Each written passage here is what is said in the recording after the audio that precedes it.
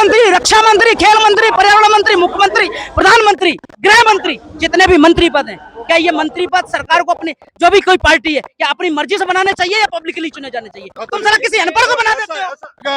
हम हटाने का अधिकार दीजिए पब्लिक को। तुम अपनी मर्जी से कर रहे हो, तुम अपनी मर्जी से कर रहे हो। नहीं हो गई ऐसा बिल। शिक्षा मंत्री अपनी जिम्मेदारी नहीं ले रहा, गृह मंत्री अपनी जिम्मेदारी नहीं ले रहा, रक्षा मंत्री अपनी जिम्मेदारी नहीं ले रहा, पर्यावरण मंत्री अपनी जिम्मेदारी नहीं ले रहा, पर्यावरण मंत्री रेल मंत्री अपनी जिम्मेदारी नहीं ले रहा है, ठीक है, उड्डयन मंत्री ज्योतिरादित्य सिंधिया वो अपनी जिम्मेदारी नहीं ले रहा। यहाँ सबके सब जिम्मेदारी से भागने वाले लोग हैं मेरे दोस्तों। मैं चैलेंज करके कहता हूँ कि अगर देश का मीडिया हकीकत दिखाने लगे तो मोदी जी आज उनकी सीट हट जाएगी। आज मीडिया देश का मीडिया हकीकत दिखाए तो आज मोदी जी हट जाएंगे। आपके जैसे कुछ ही मीडिया वाले लोग हैं आपके जैसे जो सत्य के साथ में अपनी पत्रकारिता और मीडिया वर्कर में, और दूसरे जितने भी भ्रष्ट मीडिया है वो इनके साथ में मिली भगत करके उनके साथ में मतलब साझेदारी करके अपने देश को दुर्गति की दिशा की ओर। मित्रों, आप देख सकते हैं इनकी संपूर्ण बयानबाजी का एक ही निचोड़ निकलता है, बेवफा तेरा मासूम चेहरा भूल जाने के काबिल नहीं है।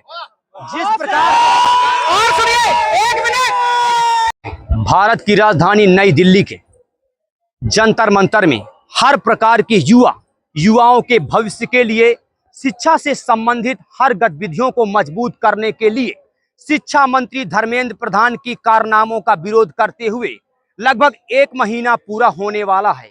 इस 1 महीना में सरकार का कोई भी कैंडिडेट यहां आकर के संतोषजनक उत्तर देने का काम नहीं किया और ना ही संतोषजनक उत्तर देने के साथ ये धरना या प्रदर्शन को समाप्त करने का काम किया। हमारे साथ कुछ साथी खड़े हुए हैं इस नई दिल्ली में, अब इनसे पूछना होगा कि इनकी क्या राय है इस जंतर मंतर में हो रहे अनशन के संबंध में। क्या नाम भैया? सौरभ साक्य नाम है हमारा और मैं यूपी के इटावा से आया हुआ हूँ। क्या लगता है सरकार से सवाल करना गलत है? सरकार से सवाल करने का मतलब होता है कि देशद्रोह, और आपको लगता है कि ये पूरा का पूरा पूरे भारत का स्टूडेंट, पूरा जेनजी यहाँ खड़ा हुआ सब देशद्रोही है? अगर आपको लगता है कि देशद्रोही है, अभी धर्मेंद्र प्रधान का स्टेटमेंट आया था, उन्होंने ये कहा था कि जो है सबको अधिकार है अपनी बात रखने का, लेकिन आपको भी ये समझना चाहिए कि यहाँ पे जो बात कही जा रही है, लोग कह रहे हैं, सोनम वांगचुक जी जो कह रहे थे कि आए वो हमारी बात सुने और इस्तीफा दें, लेकिन सोनम वांगचुक जी की बात को थोड़ा सा और आगे बढ़ाता हूँ, सिर्फ धर्मेंद्र प्रधान का इस्तीफा नहीं होना चाहिए यहाँ पे, वो तो सिर्फ एक शिक्षा मंत्री है, इस्तीफा और नौकरी से निकाला उनको जाना चाहिए जो इस सिस्टम, भ्रष्ट सिस्टम में शामिल है, जैसे कि एनटीए, नेशनल टेस्टिंग एजेंसी, और एडीक्यूटी, जिनकी देखरेख में एग्जाम कंडक्ट किए जाते हैं और उसके बाद पेपर लीक होते हैं। धर्मेंद्र प्रधान का मामला नहीं है, उन सब चेहरों को सामने लेकर आना चाहिए जो थोड़े से चंद पैसों के लिए ये हजारों लाखों स्टूडेंट की गर्दन पर तलवार चलाने का काम कर। युवा लगातार कई वर्षों से 24-24 घंटे अपनी आंख फोड़ करके यहाँ तक कि भोजन भी नहीं करते, सरकारी नौकरी के लिए, देश के भविष्य के लिए मेहनत करते हैं और चंद मिनटों में उनको पता चलता है कि पेपर लीक हो जाता है, तो क्या लगता है कि उनके जिंदगी के साथ खिलवाड़ हो रहा है? आप युवा की बात, एक मिनट, आप युवा की बात कर रहे हैं, ये वो कॉकरोच हैं जिनका आइडल भगत सिंह है। मैं उनकी 4 लाइनें कहना चाहूंगा। लिख रहा हूं जो आगाज में, उसका कल अंजाम आएगा, मेरे खून का एक एक कतरा कल इंकलाब लाएगा। तो क्या सोनम वांगचुक के जाने के बाद यहाँ पर भीड़ और इकट्ठा हो गई, सर लोकप्रियता और बढ़ी? देखिए, सोनम वांगचुक जी को जो उठाना, मुझे नहीं लगता कि वो ये कह रहे थे कि उनकी हेल्थ का इशू है इसके लिए उनको उठाया गया है। जो उन्होंने आह्वान किया था कि 20 जुलाई को पूरे भारत से लोग आएंगे और संसद मार्ग तक जाएंगे, तो उस चीज को रोकने के लिए उन्होंने उनको उठाया है, बहानेबाजी किया। और दूसरा मैं बताता हूं कि लोगों को इस मुद्दे से भटकाए जाने के लिए, लोगों को इस मुद्दे से हटाए जाने के लिए इन्होंने क्या किया है कि उत्तर प्रदेश के रामपुर में जहां हजारों स्टूडेंटों का भविष्य लिखा जा रहा है, उस यूनिवर्सिटी को तोड़ने का आदेश भी दिया कि इनका ध्यान जो है जंतर मंतर से हट करके उस जौहर यूनिवर्सिटी पर चला जाए। मतलब मंदिर मस्जिद को तोड़ने के बाद यूनिवर्सिटियों को तोड़ने का विकास शुरू हो गया। यहाँ बात शिक्षा मंत्री को हटाने की हो रही थी, वो यूनिवर्सिटियां हटाने लगे, तो आप देख सकते हैं कि ये शिक्षा के दुश्मन है, क्योंकि शिक्षा क्या करती है, शिक्षा सवालों को जन्म देती है, और ये नहीं चाहते कि लोग हमसे सवाल करें। या सवाल करेंगे तो विपक्ष का कैंडिडेट कहलाएंगे या कानून विरोधी, संविधान विरोधी? इनकी नजर में देशद्रोह कहलाएगा। जो अभी भी घर पे बैठे हैं उनको 4 लाइनें कहना चाहता हूँ। जलते घर को देखने वालों, भूस का छप्पर आपका है, आगे पीछे तेज हवा है, आगे मुकद्दर आपका है, उसके कत्ल पे मैं भी चुप था, मेरा नंबर अब आया, मेरे कत्ल पे आप भी चुप हैं, अगला नंबर आपका है। निकलो घरों से। भगत सिंह 23 साल की उम्र में फांसी का फंदा चूमकर फांसी लड़ गए इस देश को आजादी दिलाने के लिए। क्या इस देश में मेरे को मेरी एजुकेशन के लिए लड़ना ही मैं ही भारत का एंटी करप्शन हूँ? भगत सिंह तो ब्रिटिश सरकार या ब्रिटिश हुकूमत से लड़ते लड़ते फांसी पर लटक गए, लेकिन क्या लगता है कि हमारे देश के युवाओं का दुर्भाग्य है कि अपनी ही सरकार से लड़ना पड़ रहा है? ये बेसिक नीड एजुकेशन, रोजगार, बेसिक नीड के लिए इतने बड़े प्रदर्शन हो रहे हैं, आप देख रहे हैं, जैसे हम किसी दूसरे देश के लिए लड़ रहे हो, अपने आजादी के लिए लड़ रहे हो। आपने कहा कि सरकार से लड़ रहे हैं। लोगों ने सरकार को क्यों चुना था? लोगों ने सरकार को इसलिए चुना था कि 2014 में एक वादा किया गया था कि पर ईयर 2 करोड़ रोजगार दिए जाएंगे। रोजगार कब मिलता है? जब व्यक्ति शिक्षित होता है, उसको रोजगार मिलता है। आप देख लीजिए, 2014 से 2026 के बीच में 12 साल होते हैं, और 12 को 2 से मल्टीप्लाई करते हैं तो 24 करोड़ रोजगार अभी तक हो जाने चाहिए थे। क्या आपको लगता है ये जन जी सब रोजगार वाले हैं? आज सब कोई प्राइवेट कंपनियों में काम कर रहा है, कोई डिलीवरी बॉय का काम कर रहा है, कोई रैपिडो का काम कर रहा है। सोच के देखिए, क्या वो 2 करोड़ का हिसाब देंगे? वो शिक्षा का हिसाब देंगे? और बेरोजगारी होने पर या तो कोई चोर निकलता है, बदमाश निकलता है, सट्टेबाज निकलता है। देखिए क्या होने पे, यदि बेरोजगारी बढ़ी, पढ़ने लिखने के बाद भी युवा को नौकरी नहीं मिली, तो कोई ना कोई माध्यम अपनाएगा। नहीं देखिए, एक युवा की एक मजबूरी होती है, ठीक है? कोई भी किसी को शौक नहीं होता है कि किसी की गर्दन काटे या किसी का गला काटे, किसी के ज्वेलरी छीने। उसका जो जिस लायक है उसको उस लायक रोजगार मिलना चाहिए, ठीक है ना? जिस लायक है। सरकार बहुत सारी ऐसी योजनाएं हैं जिनसे लोगों को जोड़ा जा सकता है, जैसे कि एक योजना मनमोहन सिंह की सरकार में आई थी, मनरेगा कोई सरकारी नौकरी नहीं है, लेकिन उनका लक्ष्य था कि सरकारी पैसे से हर एक व्यक्ति को जोड़ा जाए, जो कि खाली दिनों रोजगार का माध्यम जब व्यक्ति घर पे खाली बैठा है उस टाइम पे जो है वो 2 रुपए कमा सके। कोई वो सरकारी नौकरी नहीं थी क्या? ऐसी योजना चला करके हर एक युवा को नहीं जो है रोजगार से जोड़ा जा सकता था? जोड़ा जा सकता है ना? मित्रों, आप देख सकते हैं जैसे जैसे शाम ढल रही है, 20 जुलाई नजदीक आ रही है, युवाओं का तांता बिल्कुल हाई स्पीड पर या हाई वोल्टेज पर बढ़ रहा है।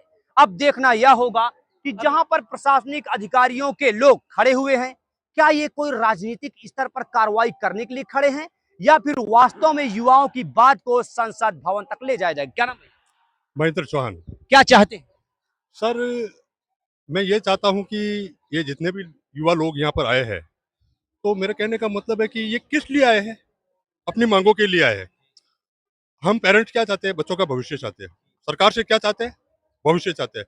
ये नीट पेपर का जो ये मतलब जो ब्लैक आउट हो गए, उसके ऊपर अपन ने इनके ऊपर जो सरकार की जो जवाबदेही होती है वो पूरी तरह से खत्म हो चुकी है। इनका मतलब इस्तीफा नहीं देना ये सरकार की एक कमजोरी उजागर करती है कि क्या कहना चाहते हैं? चोरी तो चोरी, ऊपर से सीना चोरी। इनको पता है कि एक का इस्तीफा देंगे तो जितने भी मंत्री है सबके कारनामे आगे आएंगे और सबका मतलब राजनाथ सिंह ने कहा है ना कि ये यूपीए की सरकार नहीं है, ये एनडीए की सरकार है, यहाँ इस्तीफे नहीं होते। तो जवाबदेही से साफ साफ मुकर रहे हैं ये लोग। नहीं तो सर, मैं बोल रहा हूँ, अन्ना हजारे ने जो आंदोलन किया था सबके सामने था। जब विलासराव देशमुख जी ने सामने से आके उनको जो वार्तालाप करनी थी वो सामने से किया और उनको भी 11 दिन में अनशन तोड़वाया। अच्छा, आप उम्र में हमसे सीनियर हैं, राजनीति का अनुभव है या नहीं, लेकिन आपको अनुभव जरूर होगा सामाजिक मुद्दों पर। बिल्कुल। जैसे ही कोई भ्रष्टाचारी व्यक्ति भाजपा में शामिल हो जाता है तो ईमानदार दूध का धुला या गंगा में स्नान कैसे हो जाता है? सर, आप देख लीजिए, हिम्मत बिस्वा ने करोड़ों रुपए का घोटाला किया और हमारे प्रधानमंत्री ने सामने से आके बोला कि इन्होंने करोड़ों रुपए का घोटाला किया और जस्ट 5 दिन बाद उनको उप मुख्यमंत्री बना दिया जाता है भाजपा का। ये भाजपा की सरकार की ये कमजोरी है। मतलब कि उनकी वॉशिंग मशीन में धुले हुआ मतलब नापाक छाप है वो। ये है मतलब वो आप बोल रहे थे ना अभी कि चोरी और ऊपर से छीना चोरी, यही मतलब भाजपा की मतलब एक तो धर्म के नाम पर उनकी अंधी राजनीति करना, वो उनका काम रह गया है। युवा किसके है? ये पाकिस्तान से है क्या बच्चे लोग? ये हमारे देश के बच्चे हैं। हमारा भविष्य आपके हाथ में, नेताओं के हाथ में। और धरना कर आपकी जवाबदेही बनती है हमारे बच्चों का साथ, भविष्य के साथ में तुम खिलवाड़ कर रहे हो। तो अभी आपने बात कही थी कि अपराधी जाकर के वहां पे दूध का धुला हो जाता है। अभी बंगाल में चुनाव हुआ था, ठीक है? एडीआर की रिपोर्ट आप उठा करके देखेंगे जिसमें हलफनामा दिया जाता है जब कोई कैंडिडेट चुनाव लड़ता है तो शुभेंदु अधिकारी को वहां पे मुख्यमंत्री बना दिया गया, जबकि शुभेंदु अधिकारी के ऊपर 39 क्रिमिनल केसेस हैं, ठीक है, जिसमें उनके महिला छेड़छाड़ का भी है, जमीन का भी है, हत्या का भी है, और भी लोगों को जो है भड़काने का आरोप भी है। तो 39 केसेस होने के बाद भी उस व्यक्ति के हाथ में आप जो है एक प्रदेश की बागडोर देते हैं। और उन्हीं प्रधानमंत्री से मैं सवाल पूछना चाहता हूं कि जब वो दूसरे टीएमसी में थे, ठीक है, शुभेंदु अधिकारी, तब जो है नरेंद्र मोदी क्या कह रहे थे, वो ऐसे रिश्वत लेते पकड़ा गया था, ऐसे। तो उसी व्यक्ति को तुमने जाकर के हाथ उठा करके मुख्यमंत्री बना दिया, क्यों बना दिया उसको मुख्यमंत्री, क्यों बनाया? मतलब क्या है आपका कहने का मतलब? क्या मतलब? 100 बात की एक बात, जनता को धर्म के नाम पर गुमराह करके वोट हासिल करना, ये पढ़े लिखे लोग हैं यहाँ जितने भी आए हैं ना, अब देश जाग चुका है। यानी कि सरकार अब युवाओं को चूतिया नहीं बना पाएगी। बस 100 बात की एक बात, आने वाला ये युवा जाग गया ना। मैं बोल रहा हूँ कि कुछ पेरेंट्स ऐसे हैं जो क्या बोलते हैं, वो एक तरह का वो मतलब भगवा माहौल को वो एक हाँ वो उसके माइंड वॉश कर देते, माइंड वॉश कर दिया गया, लेकिन युवा पीढ़ी उसमें नहीं है। अब एक चीज और मैं कहना चाहूंगा, मैंने सैकड़ों लोगों के मुंह से सुना है कि भाजपा से बेहतर कुछ नहीं है, उसने हिंदुओं के लिए बहुत कुछ किया। सुनना ध्यान से, भाजपा का एक डायलॉग है, सबका साथ सबका विकास। क्या लगता है सबका साथ सबका विकास कि अपना विकास? सुन लो ये सुनो सबका विकास नहीं, अपना विकास। सबका साथ आप अपना विकास, सबका साथ अपना विकास, ये इनकी एक विचारधारा है। अपना विकास सबका विनाश। सुन लो, यही बीजेपी की सरकार है जिसमें किसान आंदोलन किया हुआ था, एमएसपी कानून लेके आए थे, मिनिमम सपोर्ट प्राइस वाला, ठीक है, 3 काले कानून उनको बोला गया था। यही मीडिया, देश का मीडिया, उन्हीं 3 काले कानूनों का फायदा गिना रही थी, और उस आंदोलन में जो है 700 से ज्यादा किसान मारे गए थे। उसको रोकने का काम कौन कर रहा था? बीजेपी और यहाँ के भ्रष्ट अधिकारी। क्या लगता है? एक मिनट, पूरी बात सुनिए, पूरी बात, आपके माध्यम से मैं अपनी बात कह रहा हूँ। और उसके बाद में जब वो काले कानून जब वापस हुए तो वही मीडिया उसको मास्टर स्ट्रोक बता रही थी, ठीक है। आप सुन के देखिए, पहले उसके फायदे गिना रही है, उसके बाद जो है उसके नुकसान गिना रही है जब वो वापस होता है। और सुनिए, किसान हो गया जो कि देश का अन्नदाता है, उसके बाद इसी देश में ईडी कुटी को लेकर के जब पेपर लीक हुआ था, सेंटरों पे धांधली हो रही थी, तब इस देश में इस टीचर भी पिट रहा था, इसी जंतर मंतर पे पिट रहा था या नहीं पिट रहा था? देश का भाग्य विधाता कहा जाता है वो, ठीक है। और देश का भविष्य कौन कहा जाता है? स्टूडेंट पे तो आए दिन किसी भी प्रोटेस्ट को लेकर के उन पे जो है लाठियां बरसाई जाती हैं। एक सेकंड, स्टूडेंट पे लाठियां बरसाई जाती हैं, किसान हो गया, शिक्षक हो गया, विद्यार्थी हो गया। उसके बाद में सोनम वांगचुक जैसा देश का इंजीनियर, वैज्ञानिक, शिक्षाविद और पर्यावरण कार्यकर्ता, और उसके बाद में इसरो में 120 से ज्यादा इंजीनियर नौकरी छोड़ करके जा रहे हैं, ठीक है। तो देश का जो भविष्य लिखने वाले लोग हैं, देश को जो है टेक्निकल आगे ले जाने वाले लोग हैं, जब सब लोग परेशान है। सोनम वांगचुक जी क्या है? एक साइंटिस्ट है, देश का इतना बड़ा वैज्ञानिक है, उसने देश की सेना के लिए मतलब बहुत ही अच्छा मतलब वो सर्दी के लिए टेंट बनाए हैं, और अनेक उनके पास में मैग्नीफिसेंट पुरस्कार, अनेकों तरह के पुरस्कार उन्होंने लिए। उस इंसान को इन लोगों ने एक सफेद चद्दर लेके, जैसे कोई मुर्दा लाश को कैसे लेके जाते हैं वैसा लेके अब, और उनके वर्ड्स क्या है सुनने में आ रहा है, उनके वर्ड्स क्या है? साले अब तुझे अब दिखेंगे, यहाँ से उठा के अब देखेंगे तेरे में कितनी गर्मी। ये इनके वर्ड है।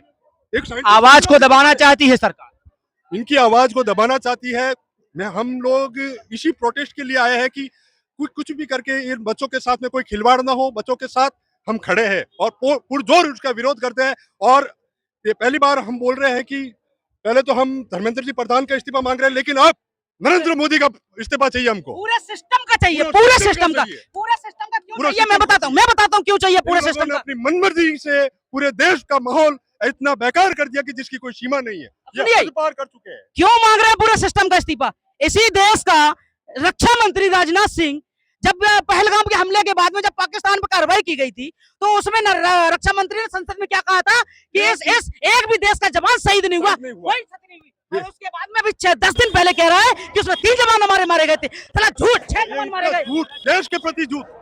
देश की रक्षा करें, जिनकी वजह से हम सुरक्षित करें, उनकी मौत पर तुम राजनीति कर रहे हो। 6 मरे उसमें 6। देश के नौजवानों की कुर्बानी पर भी छेड़छाड़ कर रही है सरकार, उस पे भी राजनीति की रोटियां सेक रही है।